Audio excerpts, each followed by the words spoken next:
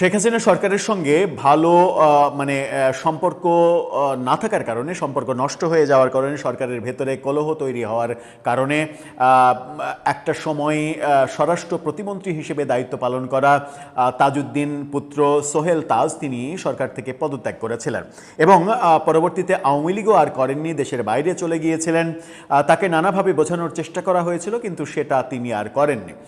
2024-এর 5 August Sheikh Hasina সরকারের পতনের পর আমরা দেখলাম সোহেল তাজ অন্য রূপে আবির্ভূত হলেন এবং শেখ হাসিনা সরকারের কাছের মানুষ হিসেবে সব থেকে বাজে ধরনের সমালোচনা করা শুরু করলেন। শেখ হাসিনার বিরুদ্ধে বিষোদ্গার করা, নানা ধরনের সমালোচনা করা, আওয়ামী লীগ সরকারের নানা ভুল ত্রুটি অপরাধ নানা কিছু তুলে ধরতে আমরা দেখলাম এবং সেটা করে আওয়ামী লীগের তিনি বিরাগভাজন হলেন। আওয়ামী লীগ নেতাকর্মীরা তাকে আর দেখতে পারে না।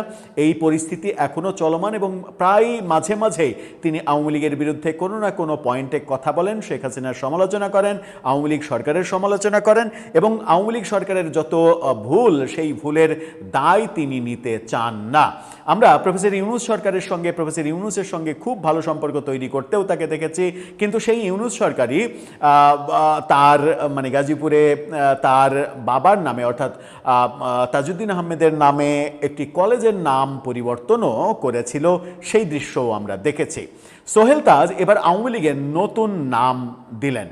হ্যাঁ, আওয়ামী লীগের যখন নতুন নাম দিলেন তখন আওয়ামী লীগের নেতা কর্মীরা, সমর্থকরা হয়তো আর এক দফায় সোহেল তাজকে সমালোচনা করবেন কিংবা তার উপরে খেপবেন এবং তাকে নানাভাবে বডি সোহেল টোয়েল বলে এক ধরনের বডি শেমিং করার চেষ্টা করবেন। চলুন একটু বুঝে ওঠার চেষ্টা করি সোহেল তাজ এতটা খ্যাপাটে হলেন কেন আওয়ামী লীগের উপরে এবং এই যাত্রায় আওয়ামী লীগের নতুন নাম তিনি কি দেওয়ার চেষ্টা করলেন।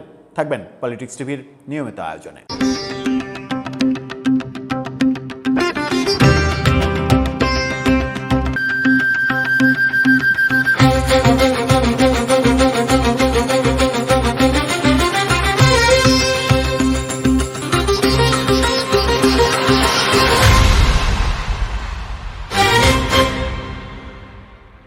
দর্শক, বলছিলাম সোহেল তাজের কথা। তাজউদ্দিন পুত্র তাজউদ্দিন আহমেদ বাংলাদেশের প্রথম প্রধানমন্ত্রী এবং বাংলাদেশের স্বাধীনতা সংগ্রামের অবিসংবাদিত অন্যতম নেতা।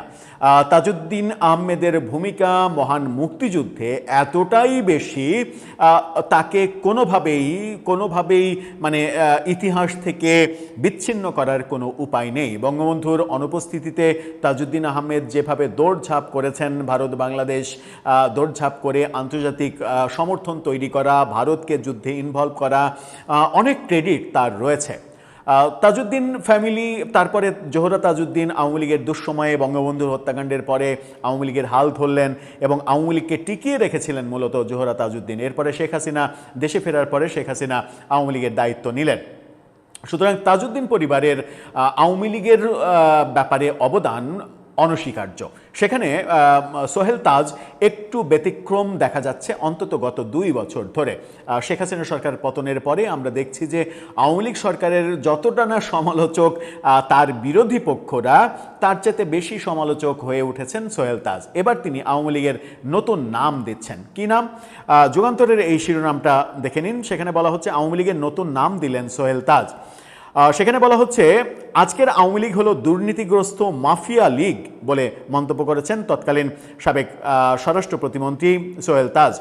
যুগান্তরকে দেয়া এক সাক্ষাৎকারে তিনি এই কথা বলেছেন। সোহেল তাজ বলেছেন, আমরা রাজনৈতিকভাবে আওয়ামী লীগ বিরোধী দলকে দমন পীড়ন করেছি, হত্যা গুমের রাজনীতি বেছে নিয়েছি, দুর্নীতির পথ বেছে নিয়েছি, যার ফলে হয়েছি কি তৃণমূল পর্যায়ে নেতাকর্মীরাও এই চক্রের ভেতরে আক্রান্ত হয়েছে। আওয়ামী লীগ সংগঠন হিসেবে জনগণের পালস থেকে দূরে সরে গেছে।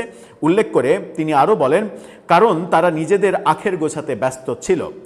বলে না, মাছের পচন শুরু হয় মাথা থেকে, আমাদেরও একই রকম অবস্থা সৃষ্টি হয়েছে। পচন শুরু হয় 14, 18 এবং 24 সালের নির্বাচনে, এবার পুরো বডিটাই পচে গিয়েছে। সাবেক এই স্বরাষ্ট্র প্রতিমন্ত্রী বলছেন, স্বাধীনতা সংগ্রাম এবং মুক্তিযুদ্ধে নেতৃত্ব দেওয়া আওয়ামী লীগ আর আজকের আওয়ামী লীগের মধ্যে পার্থক্য রয়েছে। সেই আওয়ামী লীগ ছিল নীতি এবং আদর্শ ভিত্তিক দল, আজকের আওয়ামী লীগ হলো দুর্নীতিগ্রস্ত মাফিয়া লীগ, এটা পরিষ্কার হয়ে গেছে।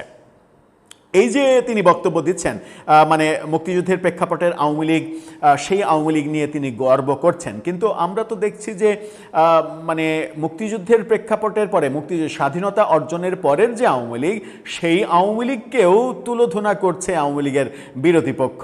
মুজিববাদের কবর রচনা করছে, বঙ্গবন্ধুর কোনো কৃতিত্ব অস্বীকার করছে, মুক্তিযুদ্ধে বঙ্গবন্ধুর নেতৃত্ব অস্বীকার করছে, তারপরে আওয়ামী লীগকে ফ্যাসিবাদের শুরু হিসেবে বলছে, বঙ্গবন্ধুই ফ্যাসিবাদের গোড়াপত্তন করেছেন এরকম যারা বলছে, তাদের ব্যাপারে সোহেল তাজের বক্তব্য কি সেটা আমরা বুঝতে পারছি না। কিন্তু আওয়ামী লীগের যে সমালোচনাগুলো তিনি করছেন সেগুলো অনেকাংশ সত্য, কিছু কিছু তো অবশ্যই সত্য। যেমন নির্বাচন ব্যবস্থা ধ্বংস করে দেওয়া, যেমন মানে কাউকে পাত্তা না দেয়া, কাউকে পরোয়া না করা, এবং দলকে দুর্বল করে দলে হাইব্রিড লীগ ঢুকিয়ে হাইব্রিডদের আনাগোনা বাড়িয়ে ব্যবসায়ী মানে রিফিউজিদের দলে নিয়ে এসে দলকে শেষ করে ফেলা হয়েছে। প্রকৃত অর্থে যারা প্রকৃত আওয়ামী লীগ করেন তাদেরকে দূরে ঠেলে দেওয়া হয়েছে। পুলিশ আমলা দিয়ে মানে দেশ পরিচালনা করার ভয়ঙ্কর সিদ্ধান্ত আওয়ামী লীগকে ধ্বংস করেছে। এই ব্যাপারগুলো আমরা দেখেছি, সমালোচনাগুলো সত্য। কিন্তু সোহেল তাজ যখন বলছেন আওয়ামী লীগ আর আওয়ামী লীগ নেই, এটা মাফিয়া লীগ, তখন কি এর দায় তার উপরেও পড়ে না? মানে তিনি কি পুরো আওয়ামী লীগটাকে ডিজোন করছেন, ডিজোন করে অন্য কোথাও নিজের শেল্টার ভাবছেন? এটা বোঝা যাচ্ছে না, কারণ সোহেল তাজ এবং তার পরিবার আওয়ামী লীগের অবিচ্ছেদ্য অংশ। হ্যাঁ, তিনি আওয়ামী লীগের কিছু ব্যক্তির সমালোচনা করতে পারেন, যেটা বললেন যে 14, 18, 24-এর নির্বাচন, সেই নির্বাচন নিয়ে সমালোচনা, খুবই যুক্তিযুক্ত সমালোচনা, স্পেসিফিক কাজের সমালোচনা করতে পারেন। কিন্তু যে আওয়ামী লীগের সঙ্গে তার বাবার নাম অবিচ্ছেদ্যভাবে জড়িত, তার মায়ের নাম অবিচ্ছেদ্যভাবে জড়িত, তিনি নিজে যে আওয়ামী লীগের একটা বড় অংশ জুড়ে রয়েছেন, সেই আওয়ামী লীগকে যখন একেবারে স্ট্রেট কাট মাফিয়া লীগ বলেন, তখন তো অন্যরা উৎসাহিত হবে। কারণ এই আওয়ামী লীগের আপনিও তো একটা অংশ, আপনার বাবা এই আওয়ামী লীগের অনেক বড় একটা অংশ, আপনার মা আওয়ামী লীগের দুঃসময়ে আওয়ামী লীগের হাল ধরে রেখেছিলেন, এবং যে সময়টাকে ফ্যাসিবাদী আওয়ামী লীগের শুরু বলা হচ্ছে, অর্থাৎ 71-এর 72-এর 10 জানুয়ারি ফিরে আসার পরে বঙ্গবন্ধুর ক্ষমতা নেওয়ার পর থেকে 75-এর 15 আগস্ট মানে তার মৃত্যুর আগে পর্যন্ত যে সময়টাকে বলা হচ্ছে, এবং তারপরে জোহরা তাজউদ্দিন দলের হাল ধরলেন, এবং 81-তে শেখ হাসিনা ফিরে তারপরে দলের দায়িত্ব নিলেন, ওই 81 পর্যন্ত যে আওয়ামী লীগের কথা বলা হচ্ছে, সেই আওয়ামী লীগেরও তো কবর রচনা, মুজিববাদের কবর রচনা করতে চাইছে কারা, কেউ কেউ। তাহলে এই দায়টা তো আপনার উপরেও যায়, যখন আপনি একেবারে চোখ মুখ বন্ধ করে আওয়ামী লীগকে মাফিয়া লীগ বলতে চান। সেই মাফিয়া লীগের একটা বড় অংশ তো আপনার বাবা, আপনার মা, আপনি নিজেও। সুতরাং আমার মনে হয় কোথাও একটু অতি আবেগী হচ্ছেন তিনি। একেবারে স্পেসিফিক সমালোচনা কি হতে পারে, যে শেখ হাসিনা 14-র একক ইলেকশন করে ঠিক করেননি, সেটাও যদি ঠিক বলা হয়, তাহলেও 18 সালে বিএনপি অংশগ্রহণ করা সত্ত্বেও তাদেরকে মাত্র 6টা আসন দেওয়ার যে ডিজাইন, সেই ডিজাইন করে ঠিক করেননি। স্পেসিফিক সমালোচনা করেন। 24-এ আমির যে নির্বাচন, এই নির্বাচন ছিল সব থেকে বড় ভুল, সর্বশেষ ভুল। আওয়ামী লীগ আজকে এই মহাপতন হতো না যদি 18 সালে একটা নিরপেক্ষ নির্বাচনের মাধ্যমে তারা ক্ষমতা ছেড়েও দিত, তাহলে 24-এর পরে নির্বাচনে, 24-এর নির্বাচনে আবার তারা ক্ষমতায় আসতে পারত, এবং সেই পাড়ার প্রেক্ষাপট তৈরি হতো।